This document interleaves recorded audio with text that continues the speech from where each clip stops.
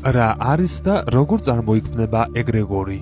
როგორც მატერიალურ სივრცეში ვიკრიბებით, გარკვეული იდეის გარშემო და ვქმნით გარკვეული სახის მექანიზმებს ამ იდეის განსახორციელებლად. ასევე არამატერიალურ, ჩვენთვის უხილავ სივრცეში წარმოიქმნება სუბსტანცია.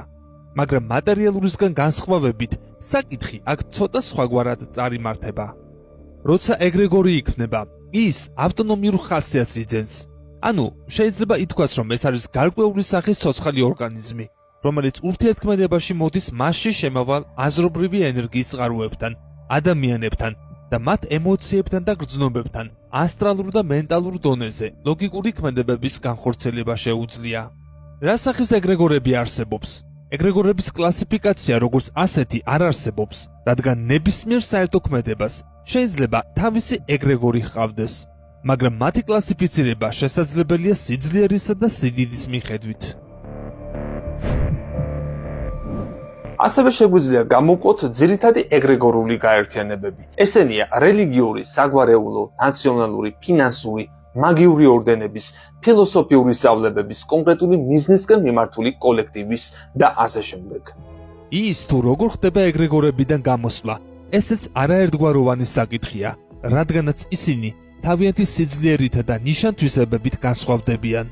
იმ ეგრეგორებისგან, რომლებთანაც ადამიანი დაბადებიდან ან გარკვეული რიტუალით არის მიერთებული, თავის დაღწევა გაცილებით რთულია და ადამიანს დიდი ძალისხმევის და ნების გამოვლენა სჭირდება, ისევე როგორც გაცნობიერების, ვიდრე იმ ეგრეგორებისგან, რომლებიც ყოველდღიური საქმიანობის სფეროს წარმოადგენენ. იმის მიუხედავად, რომ თვითონ ეგრეგორი არ ეწევა ადამიანის მანიპულირებას, თვითონ მექანიზმი ისეა მოწყობილი, რომ თუ რაიმე ეგრეგორული სისტემა იერარქიულ წყობაზეა აგებული, ის ამ პირამიდის სათავეში მყოფებს ეხმარება ზეგავლენა იქონიონ დაბა საფეხურზე მდგომებზე. ამ იერარქიული ზეგავლენის ყველაზე კარგი მაგალითებია რელიგიური და სოციალური ეგრეგორები.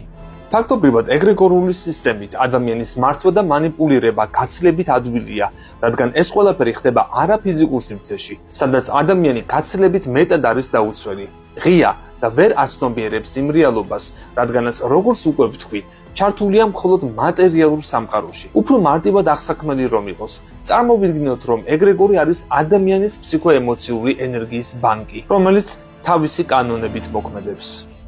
თავის მხრივ ეგრეგორიც ეხმარება ადამიანს. ენერგიის ის მასა, რომელიც მასში გროვდება, ადამიანზე გარკვეულ ვითარებაში გაიცემა, საჭიროებისამებრ.